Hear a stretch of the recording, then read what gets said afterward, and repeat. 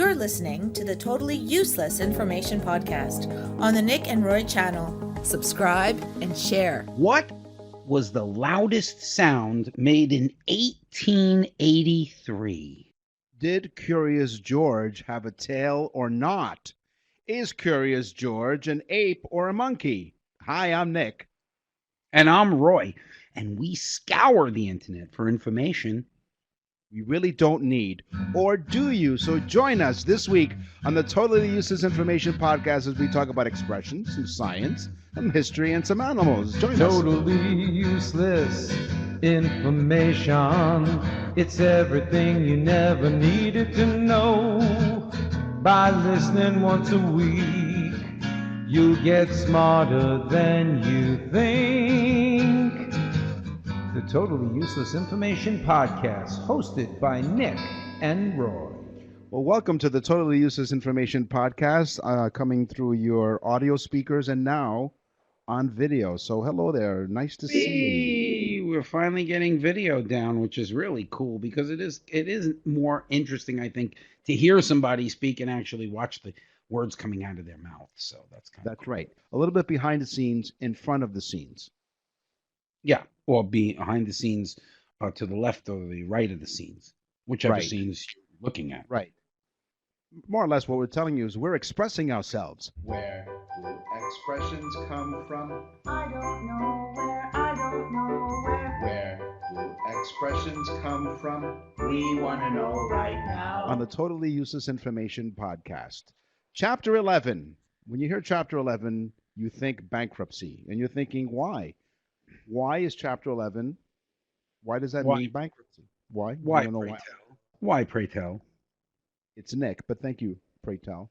The United States Bankruptcy Code, which permits reorganization under the bankruptcy laws of the United States, Chapter 11 is available to every business, whether organized or corporation or partnership or sole partnership, and to individuals. Although it's most prominently used by corporate entities, Chapter 11 means bankruptcy because of the code in the United States. Now, if I write a book, I will intentionally skip Chapter 11. That's funny. I heard some gossip today. You did? Gossip. What did you hear? Where did the term gossip come from? Well, gossip is one word, but it's derived from 4 words. And those 4 words are go, sip, some ale. Gossip. So people would sit at the bar, drink a beer, and listen to other people's conversation. Go either back to work or go home, sit at the table and say, you know what I heard? And the wife would say, oh, go on with your gossip. Gossip. And it ends up turning to the word gossip. That's not what I heard. Lipstick on a pig. To put lipstick on a pig is an expression used to convey the message that making something superficial or cosmetic changes is a futile attempt to disguise the undesirable nature of a product. You put lipstick on a pig, it's still a pig. Yes. Okay. This is a cool one. Freeze the balls off a brass monkey was the original term. Then it was it was termed freeze your balls off. Okay? Where does that expression come from? Get this one. I love this one. There was a plate with circles in the plate that the cannonballs were placed in on ships. Remember, the ship is going like this in the ocean, so a round ball is rolling all over the place. You got to stop them from rolling. So they created this plate, which they called the monkey. They'd say, bring over the monkey and load the monkey up with cannonballs. And so they'd place the balls into the circles so that they wouldn't be able to roll around. And then they would then begin to stack in a pyramid the balls on top of each other. And of course, the balls would hold the rest of the balls in. Well, they found out that in the iron thing called the monkey was made out of iron. And when they put the iron cannonballs in it, they would rust. And the rust would hold the cannonballs in there and they couldn't get them out. So they began making it out of brass, which would not rust to the iron cannonballs. Thus, they'd say, you're not going to freeze the balls off a brass monkey. Well, all I know is that if I had rusty balls, it Yeah. would hurt. Oh yeah. Yeah. I forget. Do you golf? Are you a golfer? Oh my God, I'm 20,000 under par. Really? Yes. No, I have no idea what golf. I played golf like 4 times. I'm an avid golfer, and I taught Tiger Woods how to get the ball into the elephant's mouth. Mm-hmm. Uh-huh. Now you've heard the expression a mulligan. A mulligan in golf means do-over, a do-over shot, right? Yes. Here's a mulligan. I The get expression, five. what is mulligan? What's that? I get 5 per game. Five per game. You know what? Just do the whole game over. Never mind one shot. Just do the whole game over. Right. So the USGA Museum, United States Golf Association Museum, mentions a fellow by the name of David Mulligan. No. He loved to play golf at the Saint Lambert Country Club in Montreal, Canada, up here in Canada, during the 1920s. Mulligan let it rip one day, when he shot the ball, I mean. No, he wasn't happy with the results, so he re-teed and hit it again. So according to the legend, he called it a correction shot. So he put his golfing buddies behind him and said, "Hang on, I'm going to do this again." And although there was a better name that his buddies wanted to call it, they just dubbed it a mulligan. It's a do-over shot. Wow. Holy mackerel. Holy mackerel. Where does that expression come from? It's very, very simple. Yeah. People did not want to use biblical terms or the Lord's name in vain. So some people would say, holy excuse my language, or Holy Mary, like you'd say, Holy Jesus. They didn't Right. want to say that. So they said, Holy mackerel. And it stuck. Holy mackerel, he swore. Where do expressions come from? I don't know where, I don't know where. Where do expressions come from? We want to know right now. On the Totally Useless Information Podcast, thank you for joining us week after week. We really appreciate it. If you'd like to send us an email, it's simple. It's tuipodcast@outlook.com. Yes, please So- do. I'm in Toronto, Canada. Roy is in Florida. And both locations, ironically enough, have these roaming around the streets. Animal, animal, animal, crazy animal. Love that kitty cat. I'm doing all funny stuff with my eyes. I'm like, So what do you got in terms of animals on your list? The average dog has better eyesight than humans. What? The average dog Mm-hmm. can also hear, other than you, Nick. The average Right. dog has better eyesight than humans, although the human eye can see color, and dogs cannot see color very well. So they have sharper eyesight, but have inability to see color. By the way, I am colorblind. Yeah, that's a beautiful orange shirt you're wearing.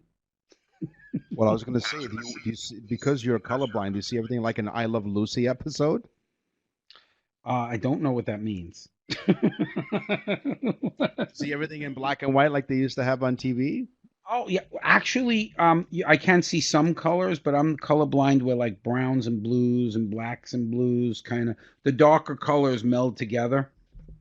Yeah, Okay. I dated an African American woman for 3 years and thought she was white. It took you 3 years to realize that. And Okay. believe me, no, I'll give you my. don't edit I'll- that out. Don't edit that out because I think that African American people can take a good joke. So don't edit that out. Yeah, no, not at all. I'll give you my teaser. She was wonderful, by the way. That's not what she said about you. That's not what she said about you. Is Curious George a monkey or an ape? Here's my teaser. Curious George, remember the Curious George stories? The Curious George went to the zoo. Curious George with the man with the yellow hat. Mm-hmm. And They trench called- coat. And trench coat. yeah, the trench coat. Yes. They called Curious George the little monkey. Mm. And they had TV shows and, of course, books and movies. So, Living New World monkeys all have tails. Apes, however, gorillas, chimps, and orangutans lack tails, as do humans. We don't have tails. We used to have tails a long time ago. But this is an important distinction because Curious George has no tail, suggesting that he is an ape. So he's not a little monkey. He's actually a little ape because he does not have a tail. Wow, I'm lactose intolerant. Cows have a large, very, very large stomach for the size of their body. It is divided into 4 quadrants that goes through different stages of digestion. So the first one, second one, third one, fourth one, different than our stomach and most animals' stomachs. So a single cow can give off over 400-liter bottles of methane gas in one day. Did you hear me? 400-liter bottles of methane gas. So all you tree-hugging hippies, I don't care. I love a burger. Ironically enough, when you drink milk, it gives you gas. Yeah. Now, you're talking about being colorblind. You're not a bull, are you? No, not the last time I checked. Okay. Do bulls see red? Now, we've seen the images where there's a matador in the ring there, and he's floating around this red cape. So bullfighting, the angry bull charging at the matador's red cape. Why does the beast charge at the sight of red? Well, actually, it's not what he's doing. He's not actually charging the color red cape. He's not actually charging at the red cape. Bulls, along with other cattle, are colorblind to red. Thus, the bull is likely irritated not by the cape's color, but by the cape's movement as the matador whips it around. Ole. I knew a few cows that said they were well read. Okay, a dog's shoulder blades. Check this one out now. A dog's shoulder blades are unattached to the rest of its skeleton. They're floating shoulder blades. This allows them the flexibility to jump higher, move very quickly, and so on.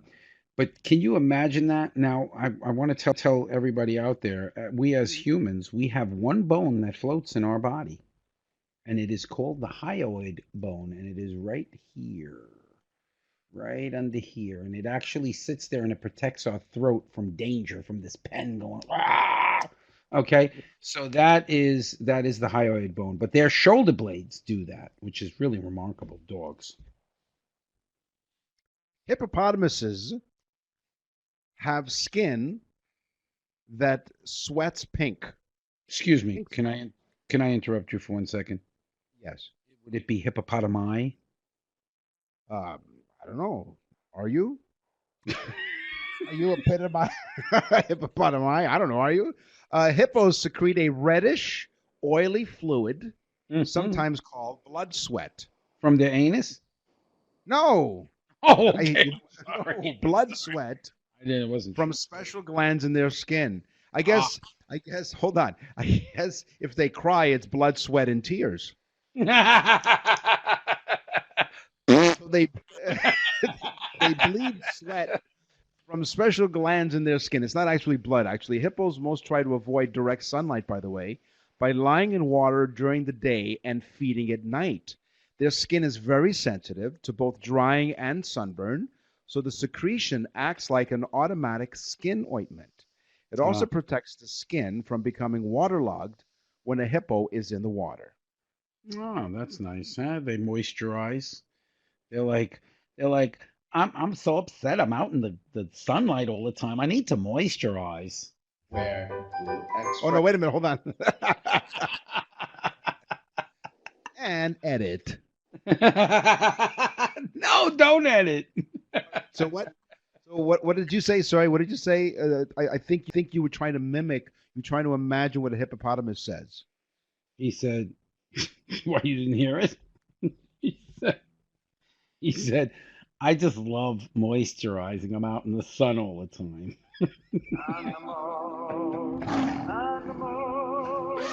Animal, crazy animal.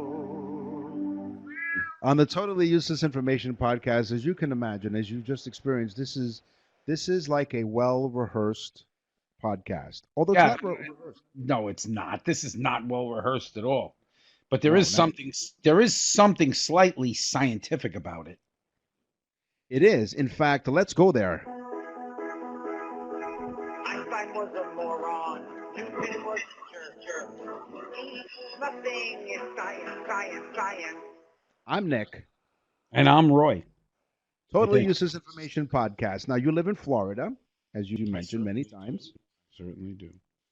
I live in Toronto, Canada. And in Florida, I'm going to give you the weather forecast. Mm. Chilly winter weather brings a chance of snow, ice, and falling iguanas. What?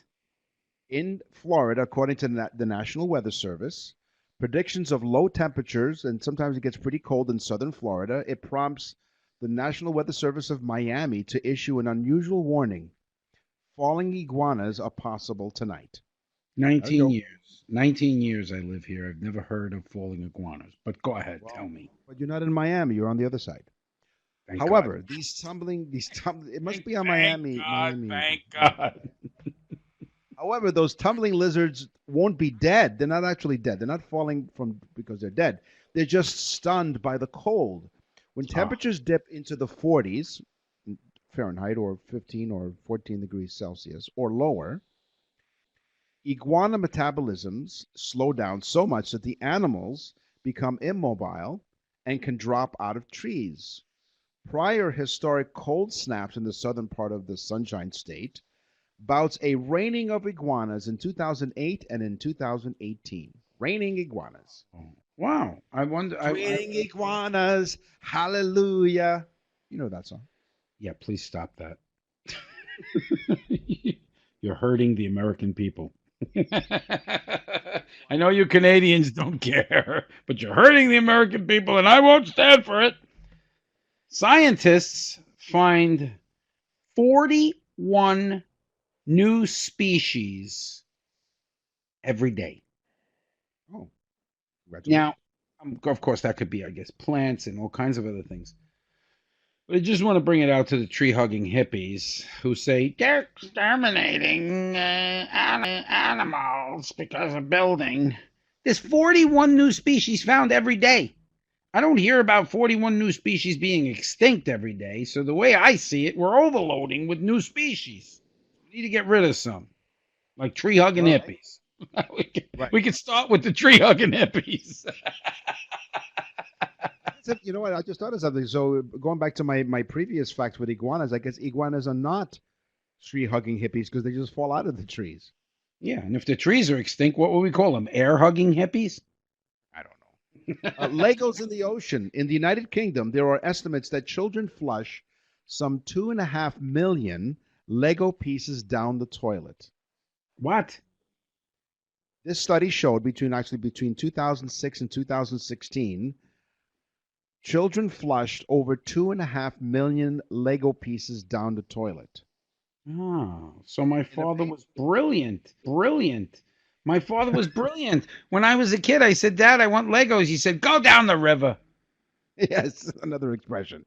So here's the thing, though. In a paper published on February 29th, the journal Environmental Pollution, they found that 50 castaway Lego bricks, when they trolled them from the coastlines, 50 matching bricks that never left their boxes, when they compared the two, they used X-rays and other tools to measure how much of the marine bricks had weathered away. Well, there wasn't any difference. So they figured that any Lego can survive underwater between 100 and 1,300 years before totally degrading. That's some pretty solid Legos. Yeah, that's a real sharp scientist. Between 100 and 1,300. You'd smack him. I want to smack that guy.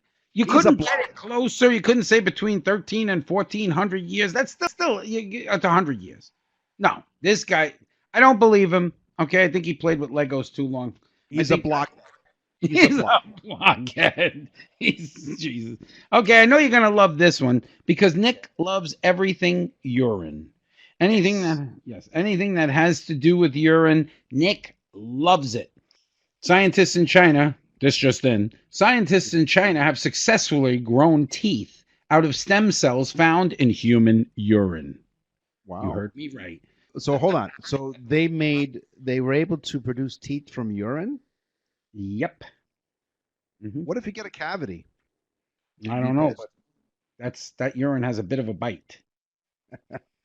So when you're thinking of travel plans, you're thinking maybe I'll go to Europe, maybe I'll visit, I don't know, the Holy Land. Maybe if you're religious, maybe you'd like to visit a land down under in Australia.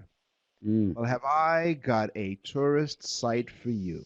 If I were a travel agent, I'd tell you, look, this is an experience like you've never had before. Tourists can now visit the control room of Chernobyl's Reactor 4, the scene of the world's worst nuclear disaster. The control room is still highly radioactive, don't you worry, and people are required to wear protective gear when inside, according to recent news reports. Mhm. But Reactor 4 has been remained closed off to most of the public, except for some researchers and some cleanup workers. Now the Chernobyl tour companies have confirmed that the control room is open to the brave souls who wish to be closer to the scene of the disaster. The radiation in the room is 40,000 times higher than normal levels. Mhm. Anyone who wishes to visit the site must wear the protective suit, a helmet, a mask, and must limit their visit to just 5 minutes. Chernobyl tourist site. So what is their advertising? Come to a vacation that's a real blast. Chernobyl. Einstein was a moron. Newton was a jerk. E equals nothing. It's science, science, science. On the Totally Useless Information Podcast. Yeah. Oh, yeah. That's the place to pick up a. You can't pick up a girl there because you actually don't know what she looks like under the helmet and all the protective gear. You might get her home and she takes it off and you're like, oh my God, the radiation got to you. She's like, no, this is how I always look. Oh, but she glows in the dark. Hey, look, look what I just found. I just found What's this. in the mailbag? What's in the mail? Nick, it's video. It's video. So when you're showing me that, the people can see that you're showing me that. Right. You're right. I printed this out from My the mail. mailbag. Oh, that's the one you got out of the mail. That's right. Oh, I wrote mine down from the internet. Someone said to me, look, why is it that you guys call it a mailbag? You just open up your email and print the email. I'm like, come on, work with me here. Like it's an expression. It's theater of the mind. Close your eyes, but watch our video. Sylvia from New Jersey asks, hi, Nick and Roy. Love your show. Keep up the good work. She must be a teacher. Keep up the good work. You get a gold star. Probably. She wants to know why are women's buttons on the left side and men's on the right on some clothing. So, Me I too. found out during the historical periods like the Renaissance and the Victorian era, women's clothing were often more complicated than men's. The rich men often dressed themselves, but female members of the family most likely had servants to help them out put on their clothes, both out of luxury and necessity. To make it easier for servants to button up their employer's dresses right, clothiers might have started sewing buttons on the opposite side because their servants were buttoning their clothes on the opposite side. And that's why the women is on the other side. So thank you, Sylvia from New Jersey. And I'm standing up straight now, and I hope I get an A in posture. Well, that was good. You answered Sylvia. I have no intentions of answering people that email me personally, especially bills. But anyway, I've got Vern. Vern is from South Carolina. Okay, Vern, here we go. Vern, being from the South, asks a terrible question like this. How many slaves did it take to build the pyramids? Oh. Okay, Vern. I got news for you. I looked into this for you. None. No slaves. People actually worked on the pyramids and got paid.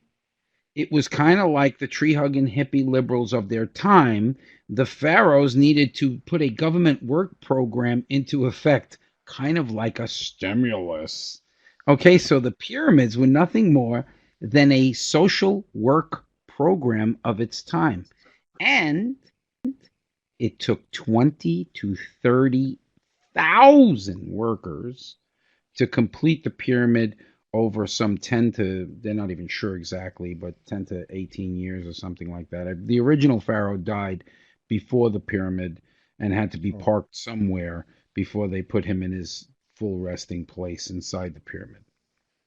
So interesting. Vern, thank you so much for bringing up slavery, being that you're from the South. That's right. So if in case you want to have any of your questions answered or not, our email is tuipodcast@outlook.com. What's in the mailbag? What's in the mail?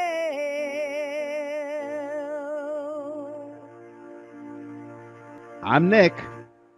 And I'm going crazy. I'm Roy. And now let's go back in time. Today is history. Mr. Gorbachev, tear down this wall. One small step for man. What happens tomorrow is history. Here's another shot. Henderson right in. He scores! Henderson! What happens the day after that is history. The swing and the belt. Left field. Way back. Blue Jays win it. The Blue Jays are World Series champions. I guess every day is history. Yeah. OMG. What does that stand for? Oh my God. You're thinking, well, that must be like a modern sort of term, right? Because, ever since social media came around and you started using Well, I do know a few pumpkin farmers that use it as oh my gourd. But right, exactly. But OMG, the first written instance of OMG, maybe that's what's different. Now you don't write it, you just type it into a device. But the first written instance of OMG that we know of was in a letter sent to Winston Churchill by Lord Fisher in 1917. Really? OMG. Really? WTF? No, OMG. When Columbus discovered the American continent, the Americas. Yes. He actually discovered a place that was inhabited by 90 million people. Okay. So what did he discover? He didn't discover anything. To discover something, there's nobody there. You discover an island with no people on it. You don't discover a place that has 90 million people. And I got news for you, Christopher. Can I call you Chris? Chris, a guy named Leif Erikson discovered North America 500 years before you. And I guess he couldn't figure out how to get back, but he discovered America 500 years before Columbus. So there is so much historic information, So that's just to settle that. So as luck would have it, look, what do I have there? Columbus and GPS. So for those of you who are listening to us or watching us for the first time, welcome and thank you. Roy and I do not rehearse, nor do we tell each other what the facts are going to be. And I write my notes by hand. So I don't have the exact fact as you, but I have something about Christopher Columbus too. So this is how great minds think alike. Yes. Did Christopher Columbus use GPS when he got lost? Well, he didn't have GPS back then, but he might as well. You know how sometimes you use a GPS and it takes you somewhere nowhere near where you wanted to go? Well, maybe this is what happened to Columbus. This is what I'm thinking. Columbus wasn't trying to prove that the earth was round when he set sail in 1492. He was trying to prove that sailing due west was the quickest way to get to the Far East and the treasured spice ports of India. Not only were his calculations wrong, but he and his crew would have surely died if they had not accidentally bumped into a cluster of Caribbean islands that Columbus believed to be coastal India. In fact, in all the voyages to the New World, he continued to think that he had a hit on some part of Asia. With how many people? Mm-hmm. Yeah, 90 million people, and that's why they call them Indians. That's right. See? Yeah. Useful. Hey, you know what? That's useful information, right? Sometimes we talk about useless information, but Very sometimes rarely. we give you new, useful information for you. You'll very rarely hear that noise, folks, because most of our information is ridiculously useless. But Christopher Columbus, this guy was a character. I mean, he found the wrong place. I don't even understand how that all worked out, and we gave him a special day. We went to a school with his name. Name that. That's right. We went to Christopher Columbus High School in the Bronx. There you go. Remember the Columbus Day Parade that we were in? Yeah. Yeah, Yeah, we were in the Bronx. We were part of the chorus, the senior chorus, they would call us, and our leader, Dr. DeZick, yes, he was a doctor of music, and we would march in the parade, and we would sing Funiculi, Funicula, and we would sing the Italian national anthem, because Columbus, of course, was Italian, from the great country of Italy. Napoleon. I'm going to go on with history. Napoleon was thought to have been a short guy who was very power hungry. Mm-hmm. In fact, they named the complex, the Napoleonic complex, after him. But in reality, Napoleon was an average height. They believe he was about 5'6", 5'7", which was the actual average height of a Frenchman at the time, except for one thing. The average imperial guard in the army was extremely tall. So he always appeared with the guards around him, and he always appeared short, much shorter. In fact, they actually would note that. Wow, look at how short he is in person. And so the term Napoleon was a short guy comes about. He was not. He was average height. Now, did he keep his one hand in his breast pocket? I don't know. Maybe he was playing with his own nipple. I don't know. No, I read somewhere that he had ulcers and that he kept his hand in his jacket so that he could calm the pain a little bit. Oh, well, he should have just stopped eating all that crap. That's right. It's a French food. All that rich French food. Astoria Hotel in New York City once had its own private railroad track at Grand Central Station. So guests that would secretly enter and exit New York City, that's the way that they would go in and out. Largely abandoned now, it operates only when the president is in town in case the need arises for an emergency exit. There you go. I just blew it now. I just blew the president's cover. So this once it was a private railroad track between Grand Central Station and the Waldorf Astoria Hotel, but now they use it only when the president needs it. But you never heard that from us. That's pretty cool. Now we know it's there. You blew the whole thing. I have to give you my teaser. This is very important. Yes. The loudest sound in human history was made in 1883. Wow. It was a massive eruption. A massive, not erection, a massive eruption, or both, of Krakatoa. Krakatoa exploded, and it could be heard 3,000 miles away, or for you Canadians, 4,800 kilometers. I do my math. Thank you. It could be heard 3,000 miles away. Can you imagine the sheer sound that must have put out? Not to mention, it's fun to say eruption, erection, and Krakatoa. Well, that's all the time we have right now. And wait, I got to say one thing before you go. You shorted me. I had one science fact that you did not let me say. And it had something to do with you and me being a nice guy. Science. It could also be food, but we didn't have food today. So eating salmon will help you, Nick. It will help you grow hair faster. What? You heard me. You heard me. So you better get out there and go in the Canadian rivers out there like bears. You just wrestle them down and bite them and take them home with you. So we don't have rivers. Well, we have listen. lakes. This will help you grow hair, Nick. Okay.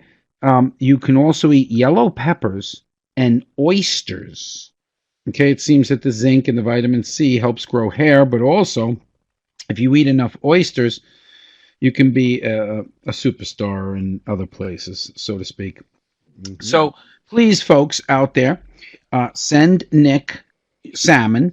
You can wrap it up in paper or whatever, throw it in a Ziploc bag, throw it in the mail, send it to him. Okay, he needs all the fish he can get. He needs some salmon. I guess every day is history. Yeah. Ow. Well, folks, this goes so fast, and I love the fact that we're on video now. Hi. This is great. I feel more connected to everybody. I really do, because it's great. But that's all the time that we have for this episode of Totally Useless Information Podcast. Don't you worry, because we have more for you next time. That's right. And every Thursday, we come out with a new episode. And you got to hit that subscribe button. This way you don't miss. It makes it so much easier. And please, please, guys, Facebook, share it with your friends. Let them see some of this. They're going to love it. Please tell a friend about the trend. I'm Nick. And I'm Roy. Thanks for listening.